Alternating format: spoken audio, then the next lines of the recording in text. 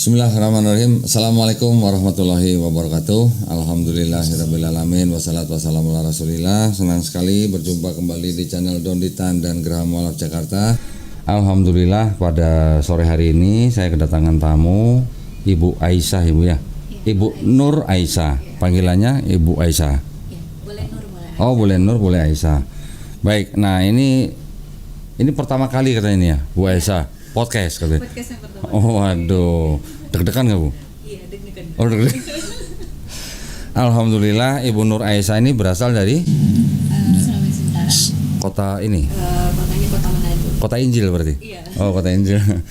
Ibu menjadi muslim Iya. tahun 2019. 19. Hari Senin 29 Juli 2019. 29 Juli. Iya. Oh, berarti hari ini dong ya? Iya. Hari ini ulang tahun. Hari ulang tahun kelima. Berarti persis 5 tahun. Proses 5 tahun. Oke. Pertama kali terima podcast. Alhamdulillah. Ibu dari Kota Manado.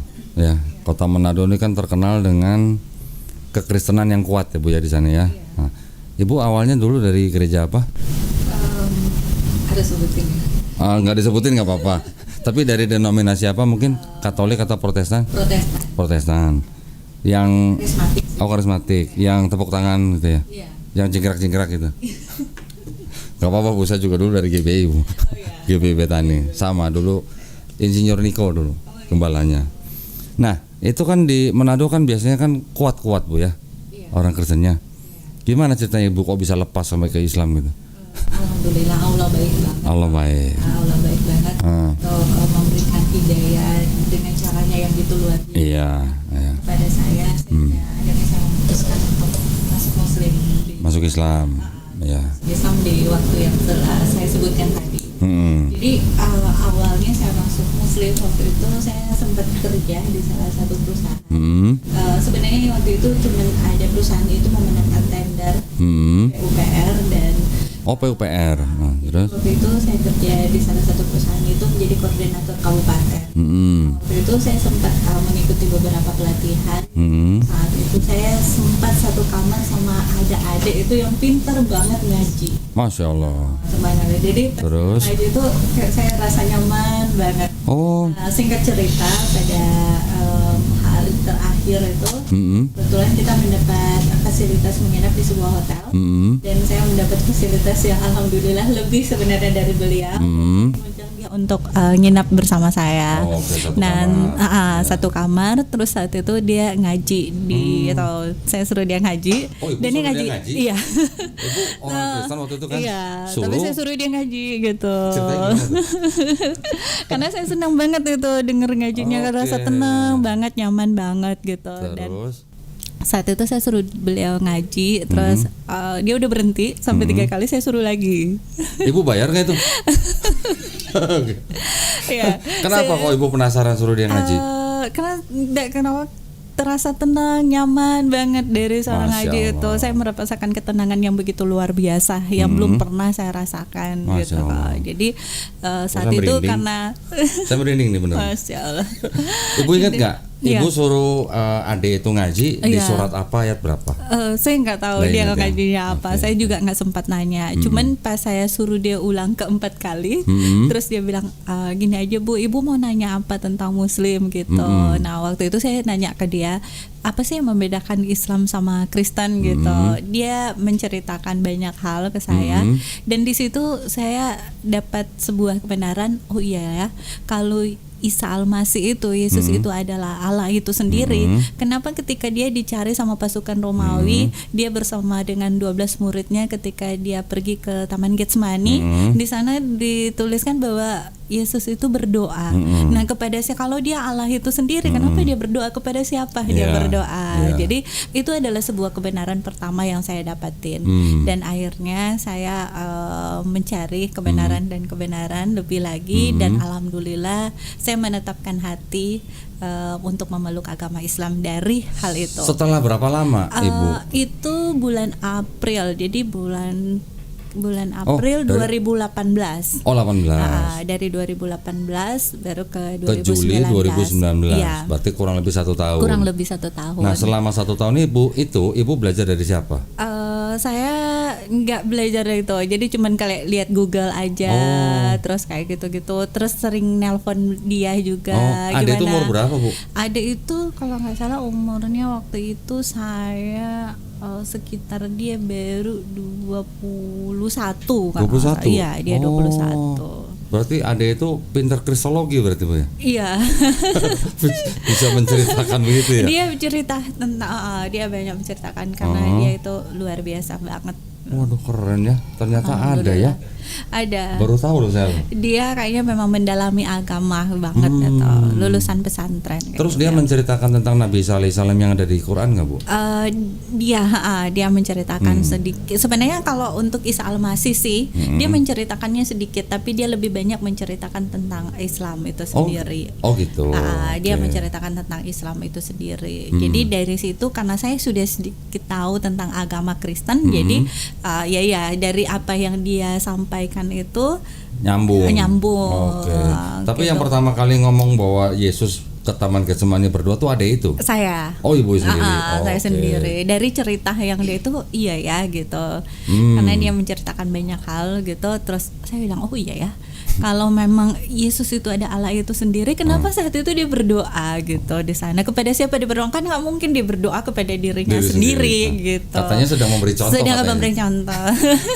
Memberi contoh kepada murid-muridnya gitu katanya. Nggak mungkin kan. Dari kekata itu kalau kita mau bicara orang-orang mau melihat, kita baca bersama arti dari kalimat itu kita sudah bisa pahami. Dari kata dia berdoa di sana gitu. Udah gitu Ibu baca nggak, Bu, di Bible-nya Yesusnya berdoa seperti apa? Iya, kalau itu kan dia berlutut ya di atas bersujud, itu. Bersujud, benar. Lalu dia maju sedikit dan dia maju sedikit dan dia berdoa, dia bersujud, maju sedikit dia bersujud dan berdoa di sana gitu. Masa Tuhan bersujud tuh, Bu ya? Iya. Jadi itulah kebenaran pertama yang saya dapat. 1 tahun Ibu belajar sendiri berarti? Iya, 1 tahun belajar sendiri. Dan akhirnya memantapkan hati untuk bersahadat di Masjid Agung Bandung. Di Bandung? Iya. Oh, nggak berani di Manado ya, Bu ya? Enggak. Kalau di Manado ketahuan ntar ya? Karena kebetulan waktu itu juga memang lebih banyak waktu di Jakarta gitu, sama Surabaya gitu. Nah, waktu Ibu bersahadat itu Ibu sudah berkeluarga? Saat itu dalam posisi divorce, tapi memang sendiri ya. Lagi posisi benar-benar sendiri. Jadi masuk agama Islam itu bukan karena menikah atau karena ada orang lain, karena memang saat itu posisinya lagi diizinkan Allah sendiri gitu. Alhamdulillah. Ya. Jadi karena ayat di Bible itu malah yang membuat Ibu belajar. Iya. Malah Ibu mengetahui. Terus akhirnya Ibu berpikir gitu ya. Terus malah akhirnya Ibu masuk Islam. Iya, alhamdulillah. Alhamdulillah ya.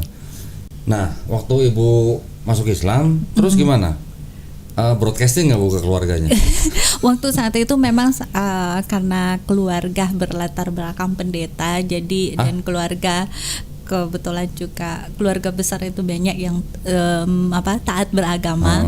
Jadi saya waktu itu memilih untuk silent karena saya takut, saya sadar diri bahwa iman saya belum cukup kuat, ilmu agama juga saya belum cukup kuat. Jadi takutnya malah nanti saya tergoyahkan dan saya murtad lagi. Jadi saat itu saya memilih untuk diam dan belajar dulu gitu. Berapa lama Ibu silent?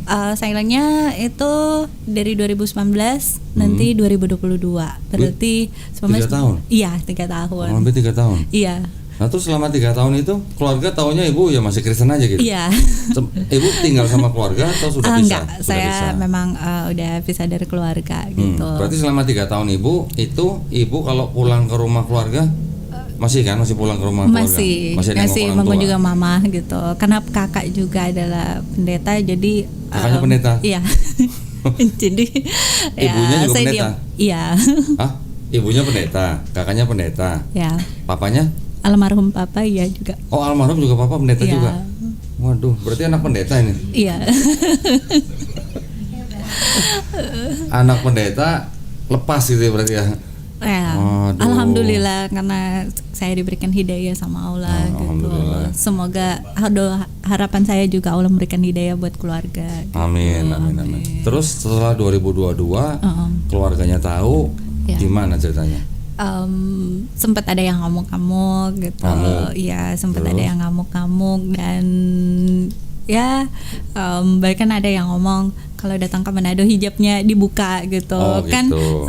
Nggak juga semua orang yang dilahirkan Muslim juga nggak banyak kok yang nggak berhijab kayak terus? gitu-gitu. Adalah penolakan, cuman akhirnya ada yang sudah mulai luluh hatinya Oke. dengan membuka komunikasi, walaupun mereka memang masih mengungkapkan rasa kekecewaannya yang begitu luar biasa Oke. gitu.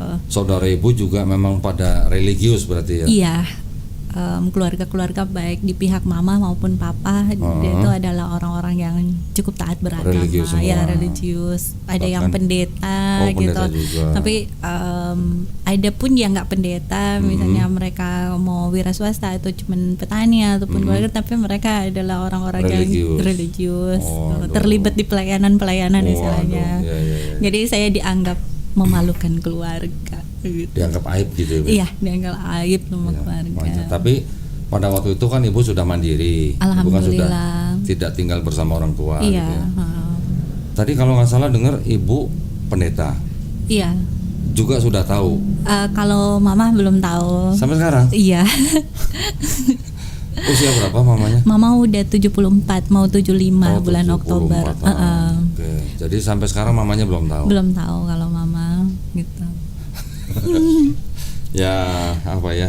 Ya itu sih hak daripada Bu Aisyah ya. Iya, Bagaimana yang paling tahu kondisi mamanya kan Bu Aisyah ya. iya, Berarti 2019 sekarang sudah 2024. iya, 5 tahun Ibu nih. iya. Gimana? Waktu awal-awal ada kesulitan? Awalnya waktu masih silent malah nggak ada kesulitan, Pak Ustadz. Jadi nanti malah proses pemurnian keimanan saya dimulai di tahun 2022.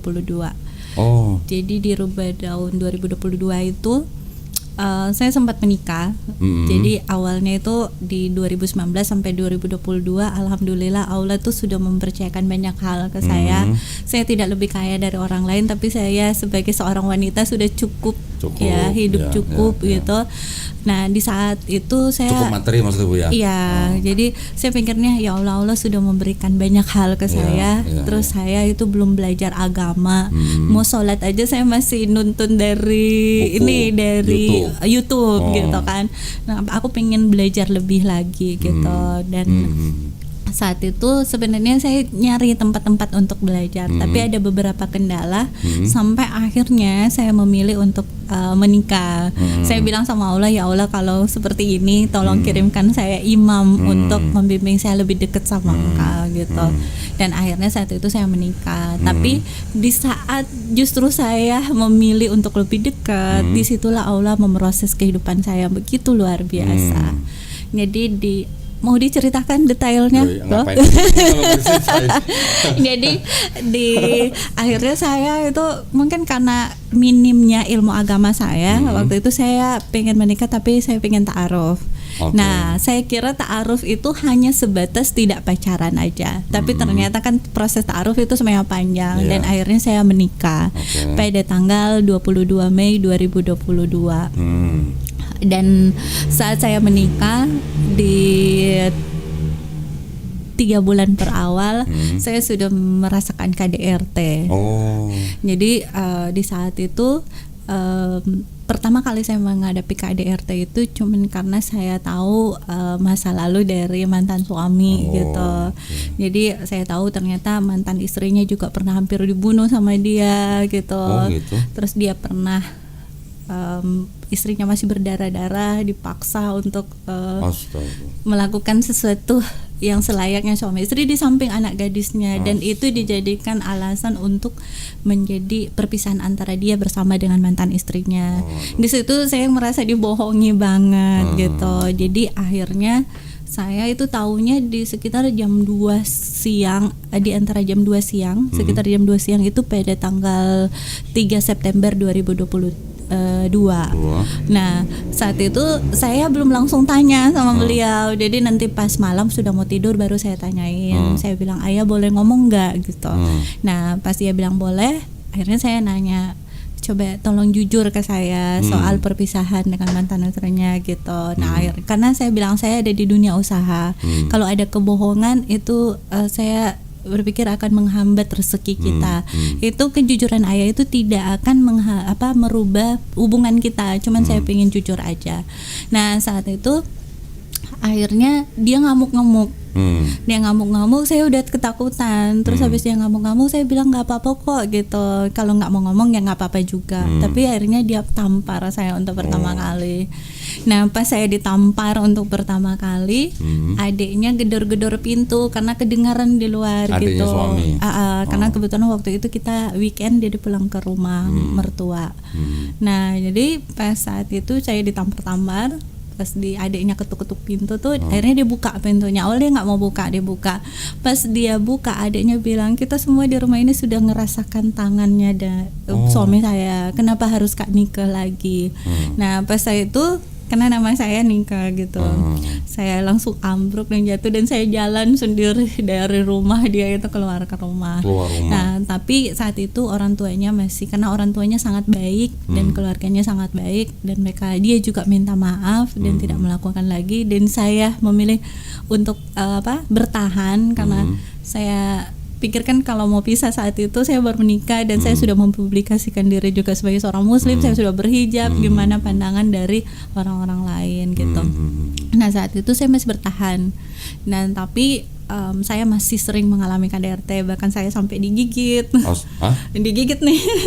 Loh kok malah cowok yang gigit? Biasa kan cewek yang gigit, Bu. Iya, jadi saya digigit sama dia gitu. Jadi kalau kapan aja dia mau nampar ya udah dia nampar gitu. Walaupun dia kan itu lagi mengidap beberapa penyakit, jadi saya berusaha untuk kayak masak setiap dia mau makan masakin gitu. Terus ya pokoknya kalau dia nggak ada seneng aja, pipi saya sampai sekarang itu malah pipi ini sama ini beda gitu, antara kanannya itu beda. Nah puncaknya saya masih bertahan. Puncaknya itu di tanggal dia pukul saya itu di tanggal 27 Maret 2023. Ibu ini kok hafal ya tanggal-tanggal? Hebat. Iya, jadi karena saya sempat menulis buku kok tentang perjalanan hijrah saya. Jadi tanggal-tanggalnya itu saya hafal. Jadi kisah-kisah itu memang saya hafal. Tanggal 27 Maret itu saya waktu itu saya ngontrak rumah itu ada 2 lantai, di bawah saya jadiin kantor. Dan karena sudah banyak kali terjadi KDRT dan banyak sekali perbedaan di kita, nah akhirnya waktu itu kebetulan lagi di ruang kerja dan saya minta ke beliau untuk bantuin dalam membuat surat-surat, ada beberapa surat yang harus saya kerjain. Nah pas saya itu saya bilang juga, karena saya lihat dia di handphone kelihatan bahagia banget, jadi saya pikir kayaknya dia lebih bahagia dengan handphonenya dan mungkin dengan kehidupannya daripada dengan saya. Kalau kayak gitu kan masih mendingan ya udah, kalau kita mau pisah nggak apa-apa gitu. Akhirnya saya dengan posisi yang sama, ayah boleh ngomong nggak gitu. Terus dia Ibu juga nggak takut ditampar lagi tuh minta ngomong? Iya, takut sih kok gitu. Akhirnya dia bilang iya apa. Saya bilang kalau ayah nggak bahagia sama bunda, ya udah ayo kita pisah ya baik-baik aja gitu. Biar kita bisa memulai kehidupan kita masing-masing. Biar ayah bisa bahagia dengan kehidupan ayah, mungkin aku juga bisa memulai kehidupan aku yang baru. Saat itu dia cuman diam aja. Nah itu saya takut mau dipukul, mau bercerita lebih, saya bilang saya izin ke lantai 2 ya ayah gitu untuk melanjutkan pekerjaan di sana. Soalnya saya sudah ngomong gitu, kalau saya tetap bertahan di situ takutnya dipukul lagi kan. Nah akhirnya dia cuma diam. Pas saya mau berdiri dari tempat duduk, tiba-tiba saya didorong ke dinding, dipukul-pukul, ditampar-tampar, dijambak rambutnya, dibenturin ke dinding gitu. Nah itu saya coba untuk lepas. Kebetulan meja kerja saya cukup berat dan akhirnya saya bisa bertahan di meja itu. Dan saat itu dia masih nendang-nendang, mukul-mukul kepala saya. Kebetulan ada laptop, jadi saya jatuhin laptop untuk mengalihkan perhatian dia gitu. Akhirnya dia sempat lepas. Aisyah mau lari keluar, dikejar juga sama dia, didorong. Pas didorong dia keluar ke belakang. Aisyah kira dia mau menenangkan hati gitu di belakang. Dan taunya dia keluar udah sama pisau. Astaga. Dia keluar sama pisau, terus Aisyah ditarik. Udah pisaunya itu udah udah di sini, Di leher. udah di leher. Sementara kepala Aisyah tuh sudah berdarah. Aduh. Jadi waktu itu tuh Aisyah sempat mau teriak tapi sudah tangannya udah ini di leher juga kan gitu. Tapi alhamdulillah Aisyah tetap berusaha untuk teriak. Alhamdulillah mungkin tetangga dengar dan dia keluar pura-pura jemur baju, jemur pakaian. Lihat itu kan ada tirai di tempat tinggal kita. Jadi pas dia lihat itu dia airnya lepas. Dia lepas, Aisyah tuh udah gemetaran, dia duduk di tangga. Terus duduk di tangga itu Aisyah nunggu dia tenang. Pas dia lempar pisaunya, baru Aisyah lari ke atas. Aisyah lari ke atas itu untung Aisyah sempat ngambil handphone. Jadi Aisyah sempat ngambil video pas dia lempar pisaunya. Dan dengan Aisyah pikir kan Aisyah udah harus punya bukti. Jadi akhirnya lari ke atas, dikejar lagi sama dia. Jadi dorong-dorongan di pintu dan di leher ini sampai biru semua. Karena ditahan sama dia gitu, ditahan hampir 1 jam lebih, mungkin kok sampai lemes.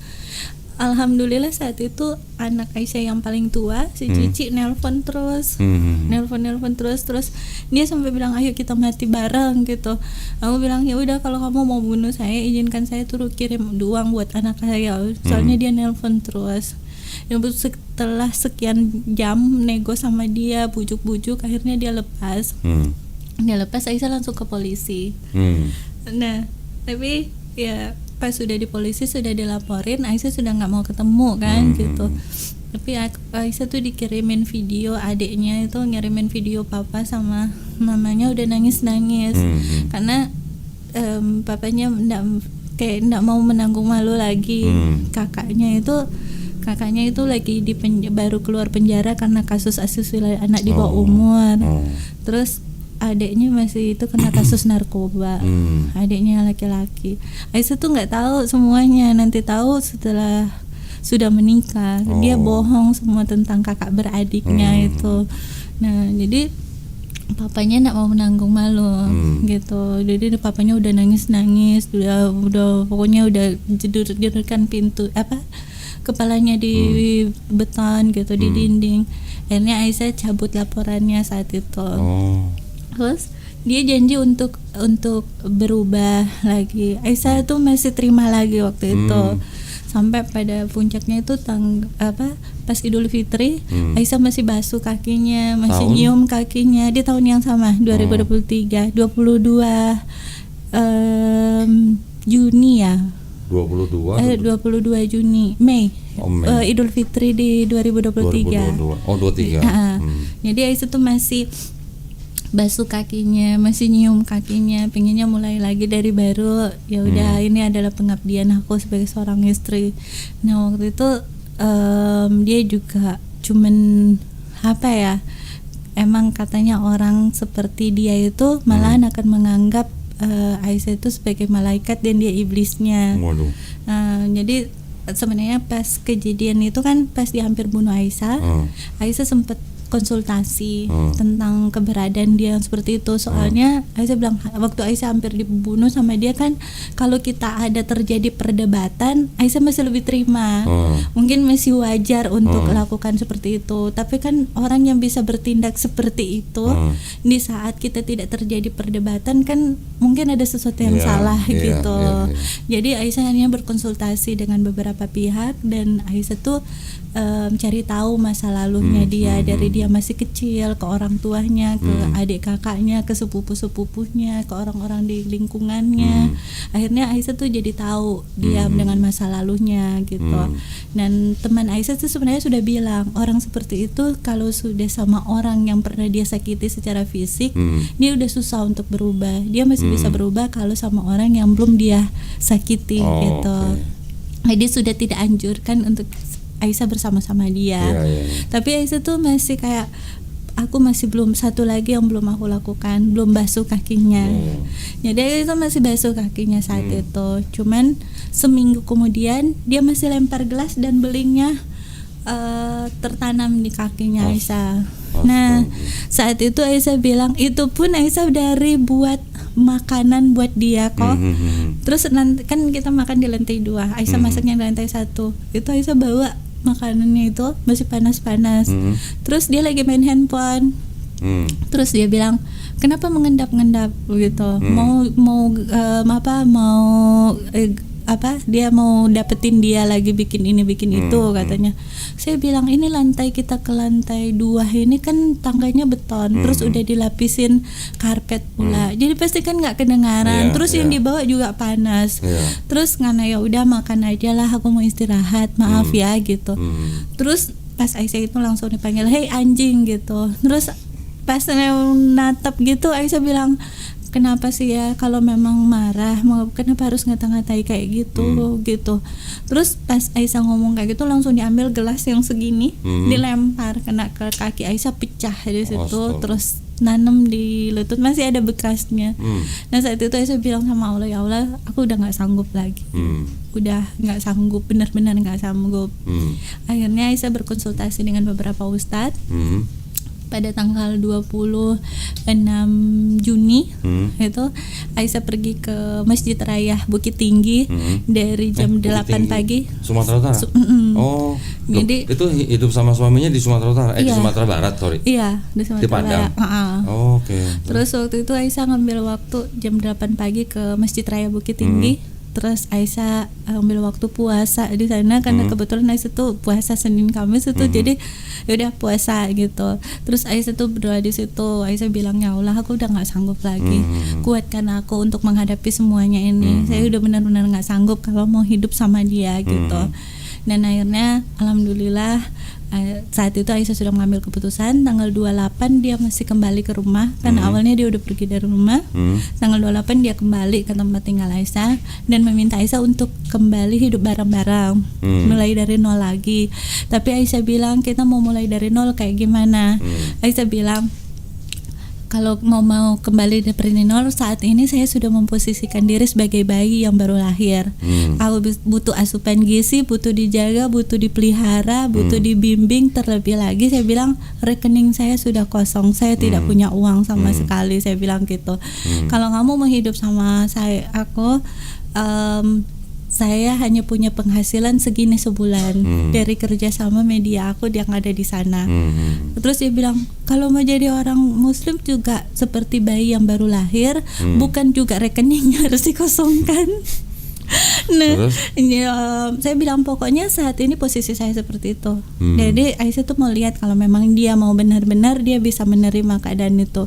Katanya dia tidak seperti itu jadi muslim. Jadi dia pengen banget beli rumah sama beli mobil. Tapi gimana Aisyah mau berusaha juga untuk membeli atau mengeluarkan uang, sedangkan Aisyah sudah sering di KDRT. Jadi kan udah nggak mau sama sekali. Tapi dia terus memaksa seperti itu. Aisyah berkeras hati juga saat itu, kalau memang mau bareng dia harus menerima posisi yang ada sekarang. Aisyah bilang, kalau memang kamu mau pengen macam-macam, ya kita kalau mau lanjutkan rumah tangga, izinkan saya untuk pulang pergi dari Bukit Tinggi ke Jakarta sama ke Kalimantan. Berarti saya harus berusaha lagi. Tapi kalau posisinya sekarang emang saya rekeningnya nol, saya bilang gitu.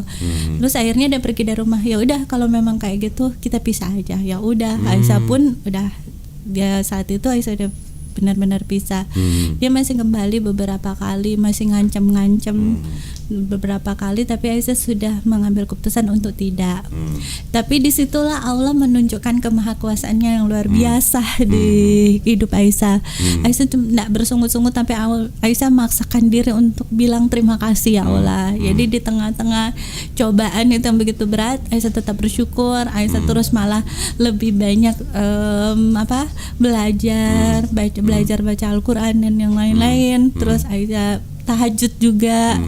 Dan sana sendiri kok. Jadi di sana itu di Bukit Tinggi sendiri. Karena waktu tinggal di sana dia juga nakut-nakutin. Kalau tinggal di kota itu katanya orang di sana itu kalau kita itu punya masalah sama mereka akan membuat hidup aku tuh tidak berdaya sama sekali. Jadi Aisyah takut untuk komunikasi dengan banyak orang. Jadi kalau sama tetangga-tetangga paling cuma senyum aja gitu. Jadi nggak punya teman dekat sama sekali. Jadi berapa lama tinggal di 1 tahun 7 bulan. 1 tahun 7 bulan. 1 tahun 7 bulan. Jadi pas kejadian itu akhirnya alhamdulillah Aisyah tuh lebih banyak mendekat ke masjid Belajar agama. gitu, belajar agama. Dan di masjid itu pas tanggal 26 itu ketemulah sama ibu-ibu yang mengatakan di sana itu ada belajar Al-Quran setiap hari Senin. Cuman hari Senin itu kebetulan ustadz yang ngajar tidak ada karena orang tuanya sakit. Jadi nanti minggu depan. Minggu depannya Aisyah datang dan pas Aisyah datang itu di sana itu ada ustadznya. Nah Aisyah pertama kan benar-benar nggak tahu sama sekali baca Al-Quran waktu itu, Iqra-nya belum tahu sama sekali. Jadi Aisyah duduk di belakang dengan malu-malunya. Tiba-tiba ada ibu-ibu yang manggil, ayo maju di sini karena ustadznya udah datang. Nah pas belajar itu biasanya ustadz baca ayat terus diikutin satu persatu. Pas sampai di giliran Aisyah bilang sama ibu sebelah, saya belum bisa baca gitu. Nah beliau sempat nyari Al-Quran yang ada bahasa Latinnya, cuman akhirnya dilewati. Terus saat itu Aisyah tiba-tiba dihubungi sama sama Uni itu. Dia bilang mau nggak belajar Al-Quran, mau banget gitu. Alhamdulillah saya didampingi oleh beliau untuk belajar dan pada tanggal 15 September Aisyah sudah bisa baca walaupun belum lancar. Masya Allah banget, Allah tuh luar biasa. Padahal Aisyah pertama kali buka Iqra mikirnya 2 tahun mau belajar itu. Soalnya kan pas bingung gimana mau belajar Iqra ini. Pertama kali bisa baca ayat Quran, rasanya gimana? Alhamdulillah banget. Subhanallah, Aisyah tuh benar-benar ngerasain ketenangan yang luar biasa yang nggak pernah Aisyah ngerasain di tempat lain. Nah saat itu akhirnya Aisyah bilang sama Allah, ya Allah, saya tahu bahwa sebelum melangkah ke sini saya benar-benar mempasrahkan hidup sama Allah gitu, karena saya pengen deket sama Allah. Makanya saya ini mau datang ke sini dan mau belajar. Jadi saya yakin Allah tuh bawa saya ke Bukit Tinggi bukan untuk dihancurkan gitu. Untuk dibentuk saya tahu Allah punya maksud yang indah buat saya gitu ke sana. Akhirnya di sana saya jadi ingat bahwa ketika syahadat dulu saya meminta untuk tidak divideokan dan tidak dipublikasi, tapi saya berjanji bahwa ketika saya bisa baca Al-Quran saya akan mensiarkan agama dengan cara yang Allah percayakan ke saya. Alhamdulillah. Nah, pertama kali ini berarti ini. Iya, alhamdulillah. Dan di saat itu Aisyah tuh akhirnya buka mualaf center di Bukit Tinggi. Iya, mualaf center di Bukit Tinggi. Bu Aisyah malah buka mualaf center di Bukit Tinggi. Iya, alhamdulillah. Jadi itu pas di proses perceraian itu berjalan karena Aisyah tidak mau pemikiran itu terganggu dengan hal-hal yang negatif. Aisyah berpikir ini sudah jadi masalah, so itu harus diselesaikan, harus dihadapi. Tapi saya harus membuat sesuatu yang bermanfaat buat diri saya sendiri dan sekiranya bisa bermanfaat sama orang lain.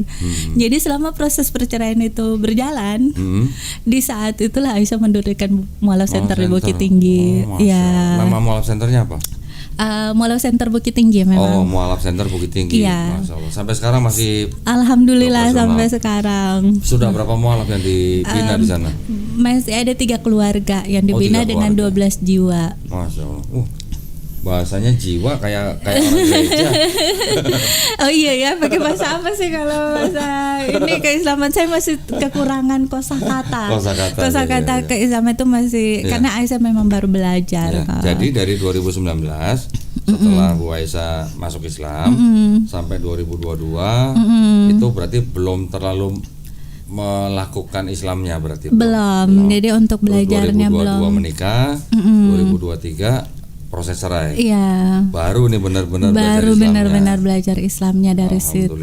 Alhamdulillah. Baru belajar Islam malah bikin mualaf center. Iya. Waduh, keren ya. Semua karena Allah kok. Semua karena Allah. Iya. Nah, terus gimana ceritanya kok sekarang bisa di Jakarta nih? Lagi ada acara atau memang pindah ke sini atau gimana? Milih hijrah ke Jakarta kok, karena kalau tinggal di Bukit Tinggi kan ada mualaf-mualaf yang di bawah binaan Aisyah. Terus Aisyah juga butuh hidup gitu. Jadi Aisyah pikir kalau tinggal di Bukit Tinggi di sana tuh udah banyak pengusaha soalnya. Mereka udah banyak, jadi Aisyah tuh milih untuk pindah ke Jakarta untuk memulai hidup dari nol kembali. Jadi Mbak Bu Aisyah di Jakarta nih sedang memulai usaha baru. Iya. Boleh tahu nggak usaha apa?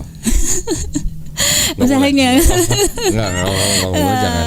Iya kok lagi mencari-cari sih kok Sedang gitu. mencari-cari. Jadi lagi menata kehidupan Nah, kembali. terus mualaf-mualaf yang di Bukit Tinggi gimana, ditinggal? Masih tetap di binaan Ada gitu. yang mengurusi di sana? Sementara ini kok lagi nyari orang yang tepat untuk mengurusi, karena kemarin ada sedikit orang yang dipercayakan tapi beliau kurang amanah Oh, gitu. oke. Jadi mungkin beliau sih mungkin ada sesuatu yang dipikirkan atau apa, so ada beberapa bantuan yang akhirnya tidak tersampaikan Oke. ke para mualaf. Jadi sementara beliau saya hentikan. Nah ini lagi mencari. Jadi kalau ada sekiranya yang kenal, saya pingin titipkan mualaf center di Bukit Tinggi. Kalau Kokoh juga ada kenalan di sana, sekiranya yang bisa amanah. Bil, Bukit Tinggi. Tuh ada yang mau. Masya Allah. Masya Allah tuh. Ibu Jadi di sini udah ngurusin mualaf, mau ke sono lagi nanti ini siapa yang ngurusin, Bu?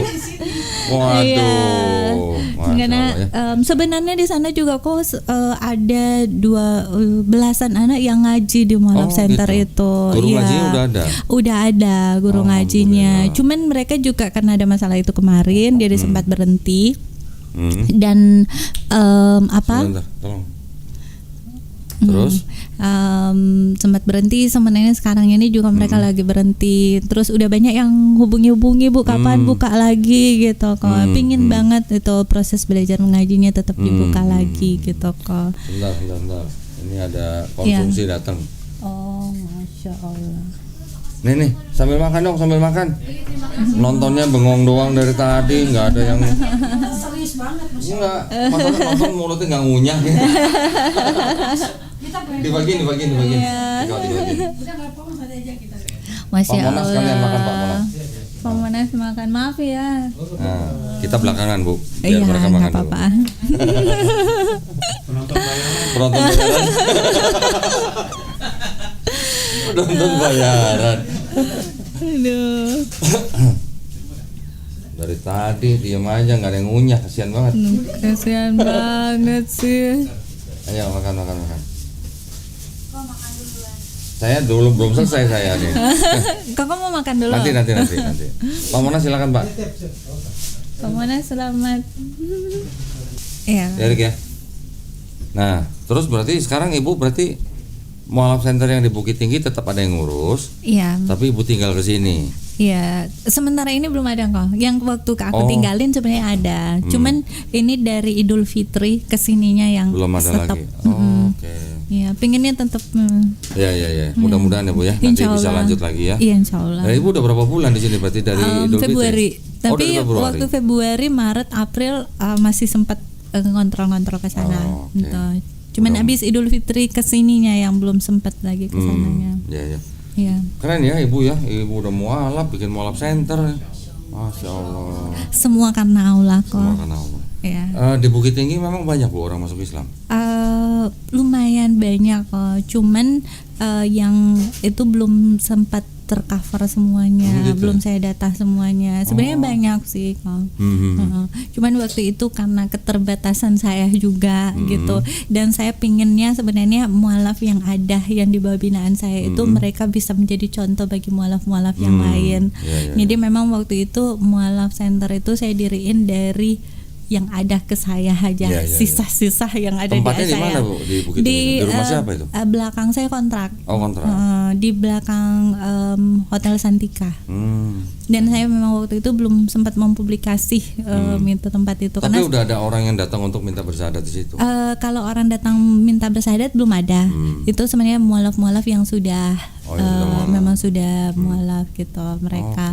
Tapi saya pingin mereka itu menjadi Muslim yang kafah ya. Iya, muslim yang kafah Masya gitu. Allah. Mudah-mudahan Allah rahmati ya Bu ya. Mereka Iya. semua ya. Insya Allah. Terus Ibu nih kan sudah 5 tahun nih, ya Iya. kan? Ibu nggak pengen pulang ke Manado? Pengen pengen banget. Tapi untuk domisili enggak. Oh, domisili enggak. Saudara-saudara Iya. berarti masih di sana semua ya? Iya, masih di sana Oke. semua. Masih ada komunikasi dengan saudara-saudara di sana? Masih ada kok. Cuman kalau kakak sementara ini Tutup dulu gitu. Iya. Tutup dulu. Soalnya pas kemarin dimurnikan proses pemurnian iman saya itu beliau sempat gini, kan sempat down, benar-benar Ya, down saya, tempat di titik nol gitu, dan saya masih berjuang juga sekarang. Jadi beliau bilang kalau kembali ke Kristen dalam 3 bulan ini ekonomi kamu pasti langsung pulih lagi. Nah, jadi sejak saat itu saya masih milih untuk tidak itu. Ibu dulu waktu sebelum mendengar teman sekamar yang ngaji di kamar hotel itu, sebelumnya itu ibu pernah nggak punya stigma negatif terhadap Islam? Alhamdulillah tidak. Tidak? Karena papa itu walaupun beliau pendeta, dia banyak teman ustadz dan imam juga. Karena dulu papa pernah tugas sebagai pendeta itu di belakang itu kampung 100% dari Muslim. Nah, jadi di belakang kita itu ada apa? Aduh, mohon maaf Bu, dari tadi kok nggak dikasih air minum ya? Ada tadi. Nggak tahu no, kasih air minum dong. Ada tadi kok.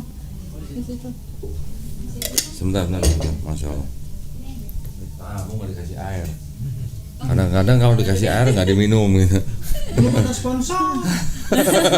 Belum ada sponsor. Ayo nyari sponsornya kok. Ada. Oke. Nanti dikat ya, Rik ya, dikat ya. Kalau minum, saya ajarin ya Bu ya. Iya. Sebagai seorang Muslim, minum sebaiknya pakai tangan kanan. Oh iya. Ya Bu ya. Jangan direkam, Rik.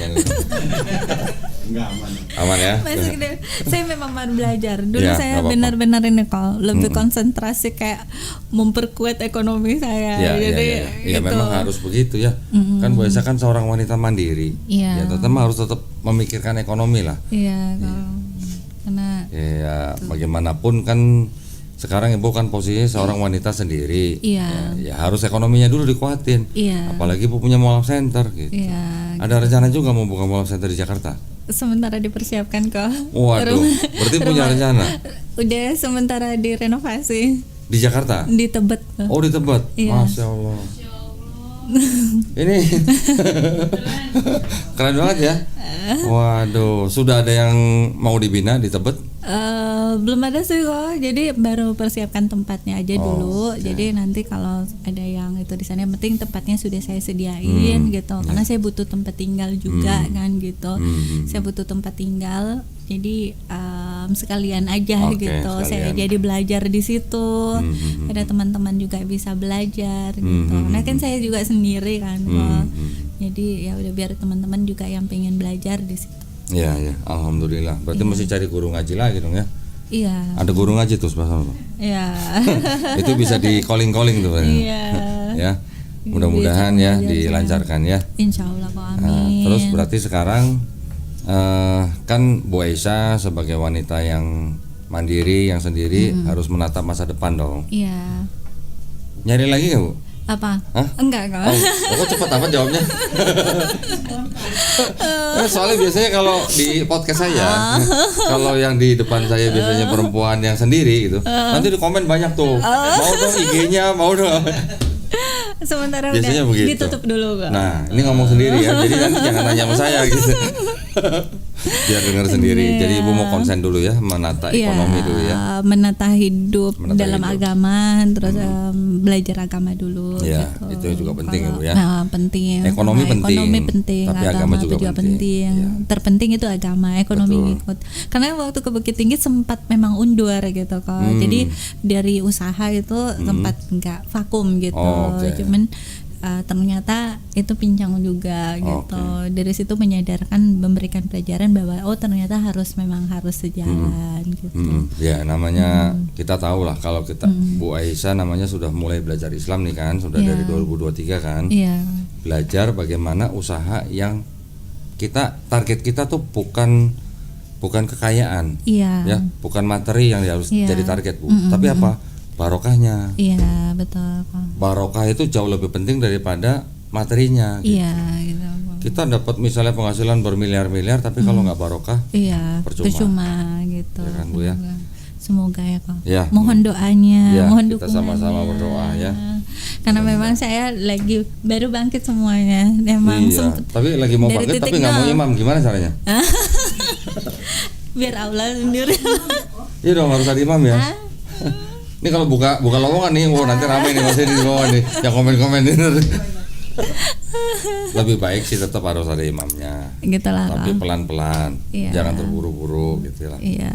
Ya, dari komunitas itu Ya. nanti bisa. Sudah. Insya Allah. Sebenarnya udah ada sih kok yang ngelamar, cuman masih Katanya bingung tadi.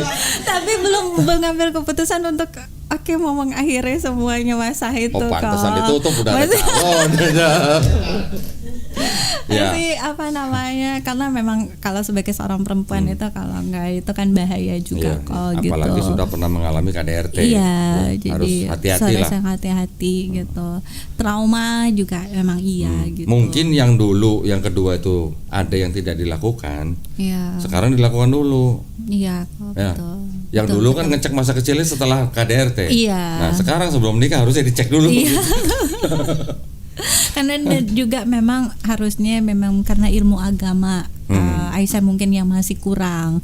Karena mungkin kalau sebenarnya ilmu agama Aisyah itu udah juga mantep, kalau memang dia juga ada jodoh, caranya Aisyah untuk berkomunikasi atau menanggapi masalah itu mungkin berbeda ya kok. Cuman karena yang kembali lagi sebenarnya karena ilmu agama Aisyah yang kurang gitu.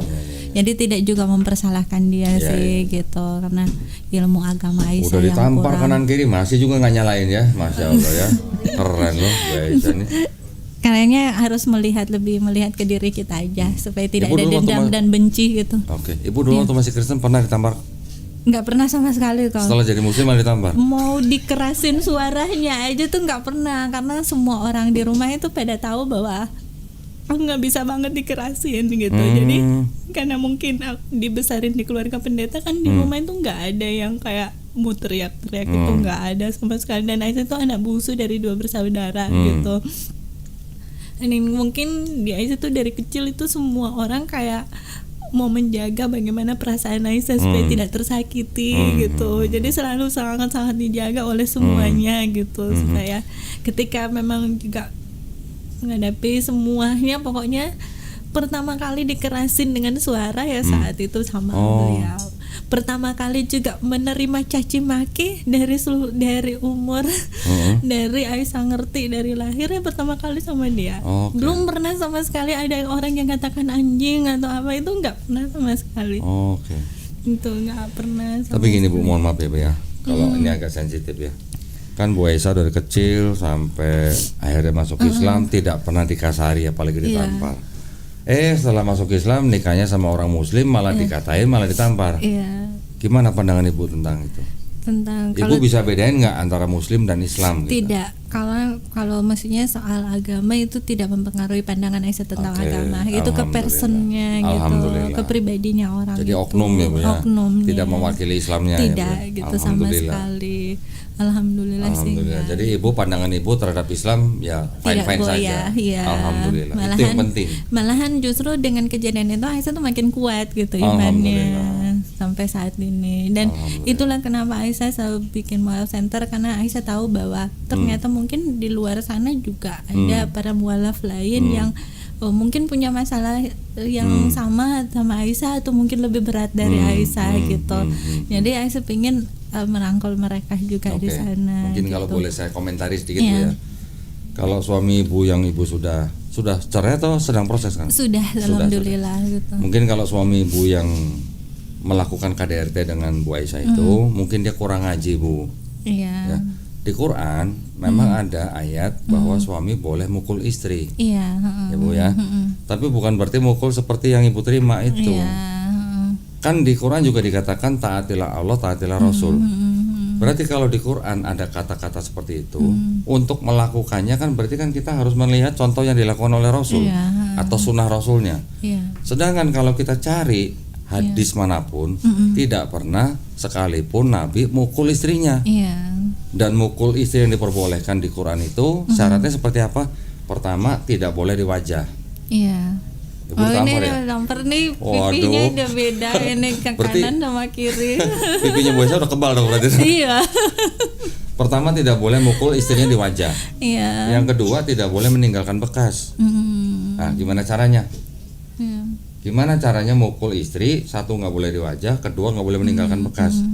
Berarti kan kita harus lihat contoh daripada Nabi Muhammad SAW. Pernah nggak beliau mukul istri-istrinya? Iya. Ternyata tidak ada. Ternyata tidak pernah diceritakan Nabi Muhammad SAW memukul salah satu istrinya. Iya. Berarti kalau begitu gimana? Kalau Quran bilang taatilah Allah, taatilah Rasul, ketika kita baca, ketika kita belajar Nabi Muhammad SAW tidak pernah mukul istrinya, berarti kan sebenarnya kita tuh nggak boleh mukul istri kalau begitu. Nah, itu mungkin kurang ngaji suaminya.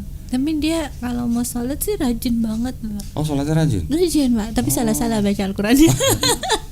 Jadi Ya, kalau masalah-salah pertama gini, Aisyah tuh mikirnya, pertama kan dia bilang sama mantan istrinya sering kadang-kadang lagi sholat istrinya nggak mau sholat bareng, terus lagi sholat istrinya bilang salah itu doanya gitu. Dan ternyata kan pertama kan Aisyah mikirnya ya kan belum tahu ya. Jadi pas nanti Aisyah sudah mulai baca hafal ayat-ayat pendek gitu kan, Aisyah kan jadi tahu kan, belajarnya sendiri. Nah pas kita sholat bareng, setelah Aisyah sudah tahu, barulah Aisyah tahu, oh dia ternyata salah-salah emang. Cuman nggak berani untuk ngomong, nanti Aisyah dipukul lagi. Tapi maksudnya sholat bareng di rumah tuh sholat sunnah atau sholat wajib? Sholat wajib. Loh, sholat wajib kan harus ke masjid yang laki-laki. Dia kadang di rumah gitu. Di rumah. Tapi kadang kalau sholat subuh kita ke masjid. Cuman yang ada yang aneh sih di kita.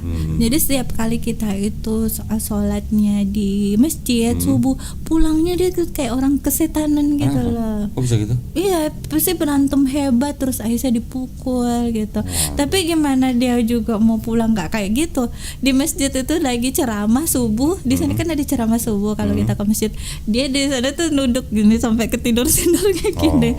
Nah jadi pas pulang pasti jadi masalah tuh, jadi masalah. Pulang memukul, jadi ini sampai trauma. Udahlah aku nggak mau sholat di masjid lagi, nanti pulang dari masjid aku dipukul. Harusnya sih bukan begitu ya, harusnya bukan. Jadi nggak tahu kenapa, cuman memang ada sesuatu mungkin yang dipegang atau apa sama dia sampai dia mungkin kayak gitu. Apa? Dipegang apa? Jimat gitu? Iya mungkin kalau mau dilihat, jadi kayak sisi manusia jiwanya dia sama ininya selalu berantem gitu.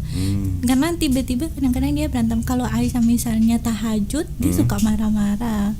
Kalau misalnya Aisyah tuh dia sampai bilang mengganggu banget gitu. Pernah Terus nggak kalau Ibu Aisyah baca Quran di dekat dia ngamuk-ngamuk gitu?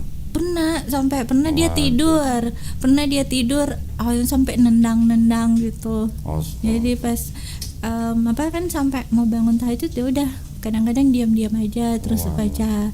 Apalagi kalau baca ayat kursi di subuh-subuh itu dia suka kayak ngeram kayak gitu. Itu mah perlu diruqyah itu mah. Itu tapi perlu susah diajak ruqyah sampai orang tuanya udah ngajakin sekali aja dia mau, habis itu udah nggak mau lagi.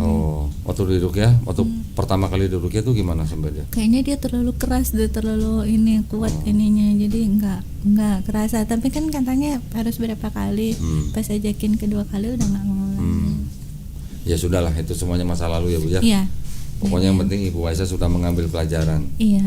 Tetapi dari pengalaman Ibu, dari mulai masuk Islam sampai menikah lagi, mengalami hal-hal yang tidak mengenakan. Tadi Bu Aisyah bilang juga tidak mengubah pandangan Ibu terhadap Islam. Itu sudah alhamdulillah.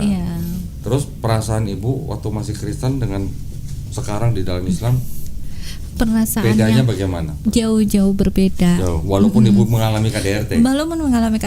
Dulu di Kristen kan Ibu nggak pernah dibentak, nggak pernah dipukul. Nggak pernah, tapi justru ketenangan batin yang sesungguhnya itu bisa Aisyah rasakan justru di saat itu. Ketika menjadi seorang. Iya, justru apalagi di dalam semua proses ya pemurnian iman. Jadi Aisyah menamakan itu proses Allah memurnikan iman Aisyah. Di saat itu masalah memang berat banget. Tapi di saat itu juga malah Aisyah mendapatkan ketenangan batin yang luar biasa. Jadi Aisyah tuh sempat 5 tahun sendiri. Nah ketika itu Aisyah nggak lebih banyak uang dari orang lain, tapi alhamdulillah Allah mencukupkan waktu itu. Jadi kalau dia capek kerja atau apa, kadang-kadang nonton, bahkan pernah sekali Aisyah sewa studio untuk nonton sendiri. Bahkan untuk nonton di bioskop. Studio bioskop disewa. Jadi bayar gitu. Terus pernah bisa gitu Bu ya? Bisa, jadi kan kalau hari biasa kan nggak banyak nonton, jadi tanya ke manajernya biasanya hari segini berapa seat yang terisi gitu. Mereka bilang yaudah Aisyah bayar aja semuanya. Di mana Bu tuh? Di bioskop mana tuh Bu? Boleh juga sekali gitu ya. Terus sih kayak gitu. Jadi karena Aisyah tuh tidak kalau mau ketemu sama orang takutnya malah kan Aisyah tuh butuh ketenangan gitu. Nah tapi itu tidak membuat Aisyah juga setenang seperti yang Aisyah rasakan yang waktu ada masalah itu. Bahkan pernah di Kalimantan itu capek kerja atau apa, Aisyah tuh pergi ke lounge hotel, makan, minum, makan di situ, terus ada live musik kan. Aisyah tuh bilang minta mereka nyanyi, dan Aisyah suka bilang sama manajernya, saya tidak punya janji sama siapapun, so kalau ada yang deketin saya tolong kalian diusir ya gitu. Jadi saya makan di situ dan nyewa, kalau weekend ya terpaksa harus bayar table di seluruh meja itu di sekitaran gitu. Nah itu hanya untuk mencari ketenangan kalau mau apa, karena capek kerja, stres dengan pekerjaan. Tapi saat itu juga paling besok pas bangun ya udah, sudah dengan perasaan yang sama, sudah dengan pemikiran yang sama, sudah dengan beban yang sama gitu. Tapi di saat Aisyah mengalami hal yang kemarin itu di Bukit Tinggi itu, tinggal di rumah itu sendiri dan tidak kenal sama siapapun gitu di sana. Tapi alhamdulillah itu mendapatkan ketenangan batin yang luar biasa banget gitu, yang tidak pernah sama sekali terus Aisyah rasain sebelumnya hingga saat ini alhamdulillah. Walaupun banyak sekali tantangan, walaupun banyak sekali rintangan, bahkan secara ekonomi ada di titik nol, nggak punya apa-apa sama sekali gitu. Tapi alhamdulillah Allah masih memberikan ketenangan, masih memberikan kekuatan, dan bisa ketemu sama ko Ustadz di sini juga, teman-teman.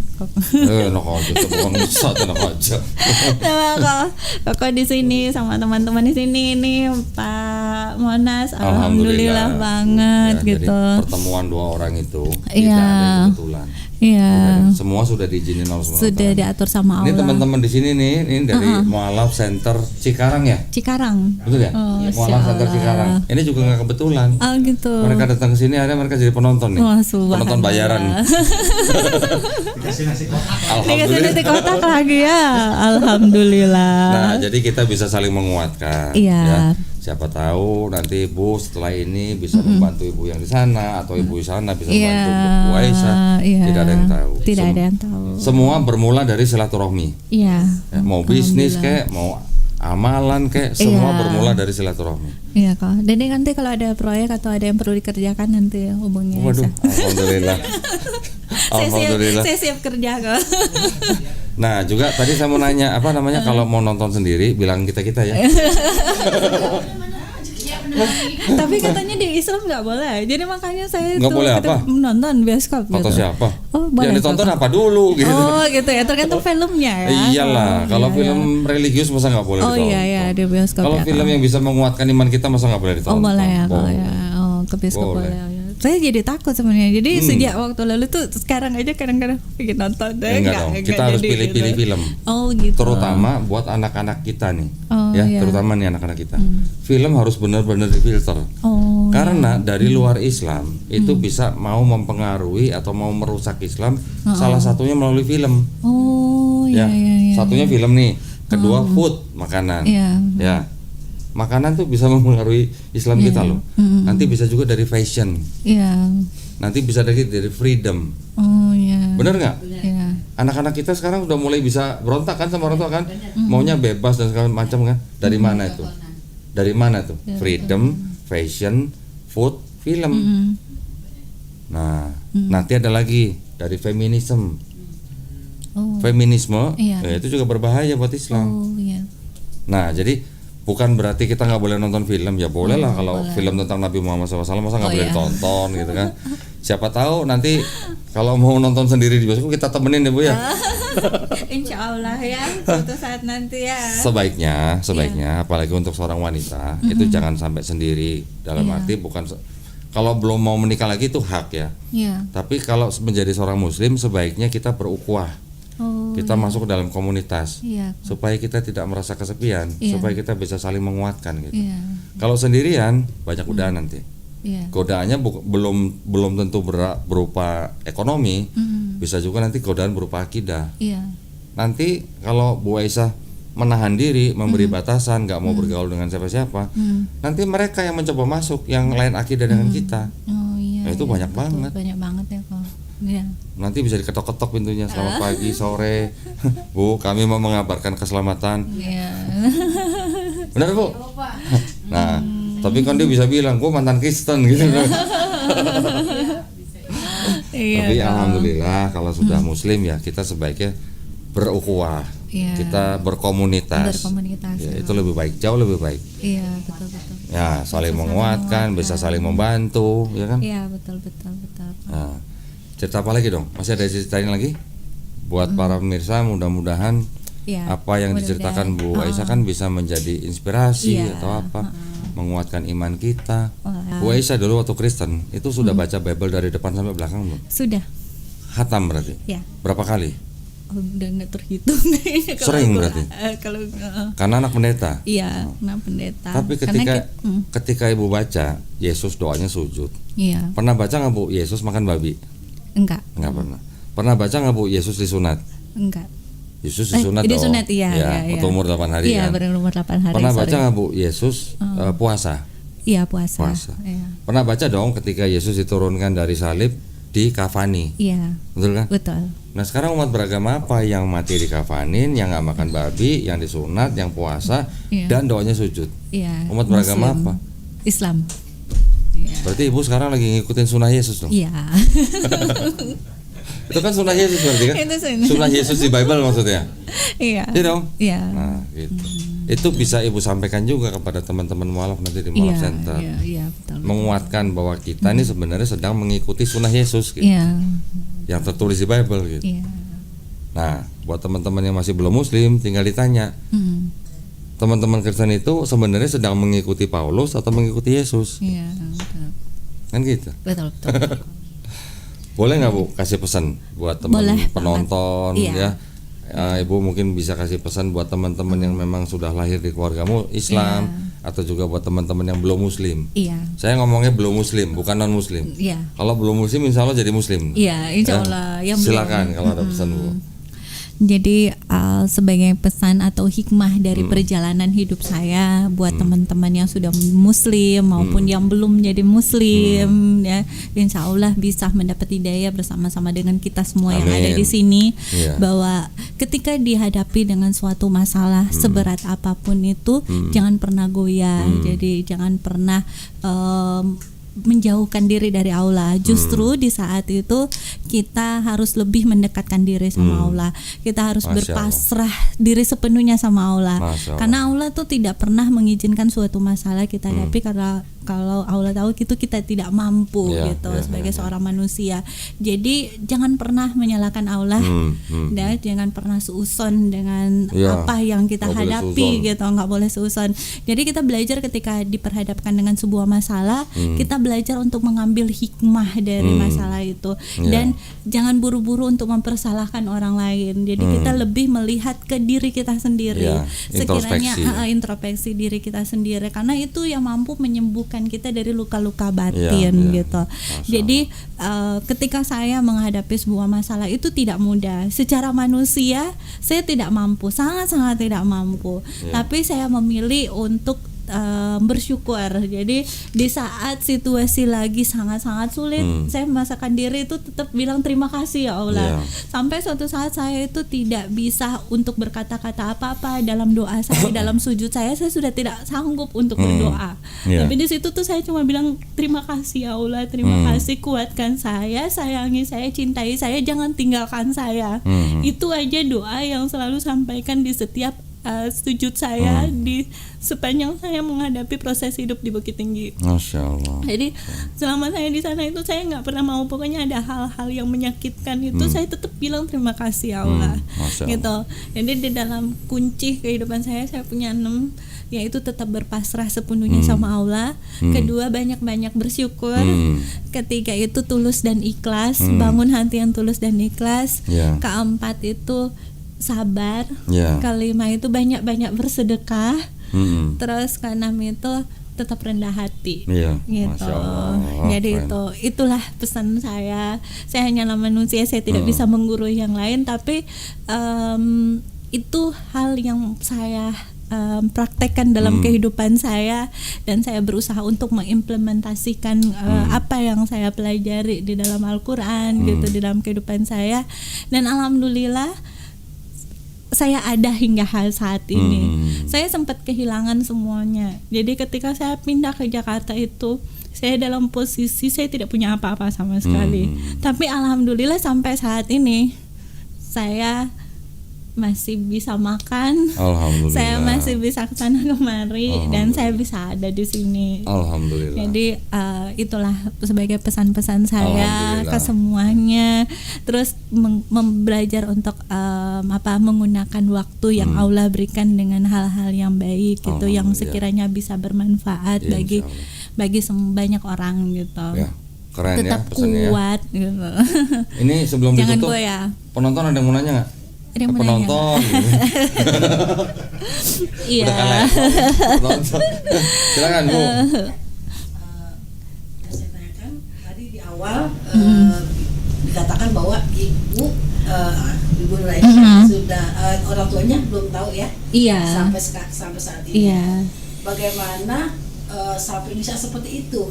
Ibu kenapa sampai orang tua tuh sampai belum tahu?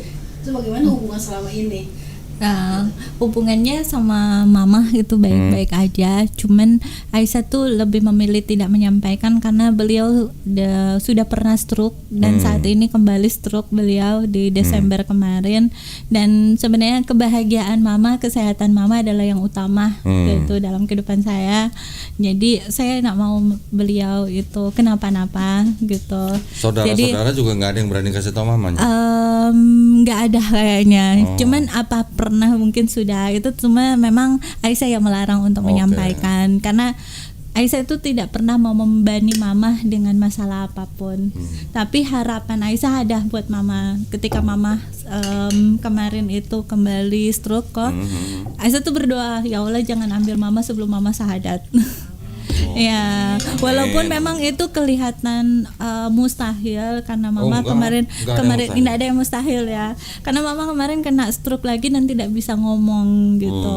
Mama udah kelima kali stroke dan kemarin saya sudah minta kakak untuk konsultasi dengan dokter. Kalau yang sebelum-sebelumnya masih bisa terapi dan mama masih bisa jalan, alhamdulillah.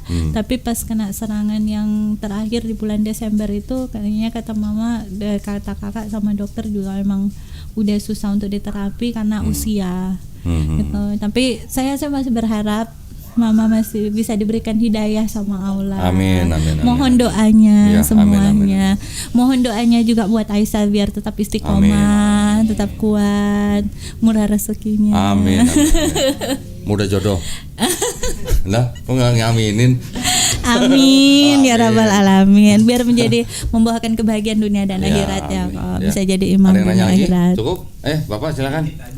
Iya, Pak, silakan. Waktu mendapat KDRT Ya. itu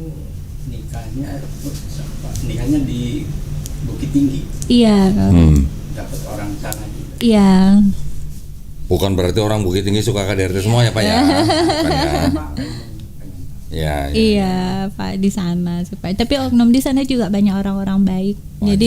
Jadi di sana itu justru gini, Aisyah mendapat perlakuan yang tidak baik sama dia di sana, tapi Aisyah juga ketemu sama malaikat yang tak bersayap di dunia ini di Masya sana. Allah. Di Bukit Tinggi. Di Bukit Tinggi, Masya di kota yang sama. Jadi di sana itu Allah menunjukkan sesuatu yang luar biasa di sana. Masya Jadi Allah. ketika Aisyah di sana itu yang pertama kali Aisyah bilang bahwa ada yang manggil Aisyah ke depan waktu mau belajar Al-Quran di hari Senin. Aisyah tuh nggak tahu bahwa beliau itu ternyata adalah salah satu anak orang terkaya di Bukit Masya Tinggi. Allah. Dan beliau yang menjadi malaikat tak bersayap buat Masya Aisyah sampai saat ini. Dan Aisyah merasa makanya sampai sekarang bisa seperti kuat karena Aisyah bilang, ya Allah izinkan saya untuk membalas kebaikan beliau. Jadi beliau itu yang menguatkan Aisyah di sana. Jadi Aisyah tuh ditinggalkan orang yang sejahat itu secara manusia, tapi Allah menunjukkan juga. Jadi Aisyah tuh diajarin belajar Al-Quran. Walaupun kalau mau dipikir mungkin beliau tuh udah punya keluarga yang baik-baik aja dan dia udah punya segalanya. Dia nggak perlu mau care sama orang lain, juga hidupnya udah baik-baik aja kok gitu. Tapi dia begitu memperhatikan Aisyah sampai ke hal-hal yang terkecil di kehidupan Aisyah yang kayak menguatkan Aisyah di tengah-tengah malam. Walaupun dia sudah itu sama keluarga, dia masih nelpon, ada lagi baik-baik aja gitu. Jadi Ya itulah Allah ya, kalau kita benar-benar mau sabar dengan segala apa yang diizinkan Allah itu sebenarnya di tengah-tengah tidak baik itu Allah sudah mempersiapkan juga Iya. sesuatu yang baik buat Iya, kita. Jadi jangan pernah menyerah dalam hidup, jangan pernah putus asa dalam keadaan apapun. Jangan pernah berburuk Iya, sangka kepada jangan Allah. pernah berburuk sangka sama Allah, jangan pernah suuzon sama Allah gitu. Mungkin Bu Aisyah mau kasih pesan buat yang tadi Ibu sebut malaikat tak bersayap itu. Oh, Siapa Masya tahu dia Allah. nonton, ya kan? Ya, Siapa nanti tahu, saya atau kirim, mungkin nanti ya. Bu Aisyah juga bisa kirim linknya ke dia. Buat malaikat yang tak bersayapku. Siapa? Soalnya beliau tidak pernah mau menyebutkan namanya. Oh gitu. Iya, jadi di sana tuh Aisyah tuh dipertemukan sama kakak, sama adik gitu. Yang beliau juga si Ade ini, dia itu juga adalah orang luar biasa yang tidak pernah mau disebutkan namanya. Oh, gitu. Jadi benar-benar mereka berdua itu yang Aisyah bilang mereka adalah malaikat tak bersayapku. Jadi Kasih pesan dong. terima kasih, semoga Allah membalas semua kebaikannya, ajaran-ajarannya, insya Allah bisa terpatri di dalam kehidupan Aisyah dan bisa diimplementasikan di dalam kehidupan Aisyah dan semua doa yang terbaik buat keluarga gitu. Uni dan adik aku. Ya. Ya. Ini pelajaran banget ya berarti ya. Ya. Kita ngobrol sama Bu Aisyah nih kurang lebih 1 jam lebih nih. Subhanallah. Pelajarannya banyak banget nih, Iya. ya kan? Allah Subhanahu wa taala sudah menciptakan tertawa dan menangis. Allah Subhanahu wa taala menciptakan malam dan siang. Allah Subhanahu wa taala menciptakan laki-laki dan perempuan. Allah Subhanahu wa taala menciptakan kekayaan dan suzon, Pak. Bukan kemiskinan, Pak, kecukupan, Pak. Jangan suzon, Pak. Baca Quran lagi, Pak, ya. Di Quran nggak ada bilang menciptakan kekayaan dan kemiskinan, nggak ada. Ya, kecukupan. Mohon maaf, Pak ya. Mohon maaf, Pak. Ya, jadi semuanya mudah-mudahan kita bisa mengambil hikmah ya dari ceritanya Bu Aisyah.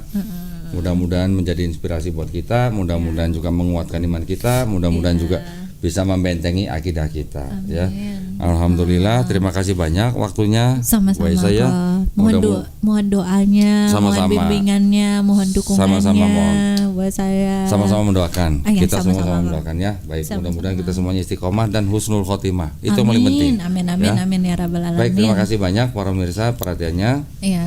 Mudah-mudahan kisah Bu Aisyah ini bisa membawa berkah buat kita semua. Amin. Buat para pemirsa yang ingin membantu perjuangan dakwah kami, dipersilakan untuk mengirimkan ke BSI dengan nomor 111 8899 atas nama YPM At-Tauhid Jakarta. Konfirmasi bisa ke nomor handphone 0813 9883 7007. Barakallahu fikum, semoga partisipasi para pemirsa diterima di sisi Allah Subhanahu wa taala sebagai amal jariah ya. Amin ya rabbal alamin. Ya rabbal Baik, kalau alamin. begitu akhir kata wabillahi taufiq wal hidayah. Wassalamualaikum warahmatullahi wabarakatuh. Wassalamualaikum warahmatullahi Terima kasih banyak, Bu Aisyah. wabarakatuh. Terima kasih banyak. Sama-sama. Terima kasih semuanya. Terima kasih juga buat tim sukses.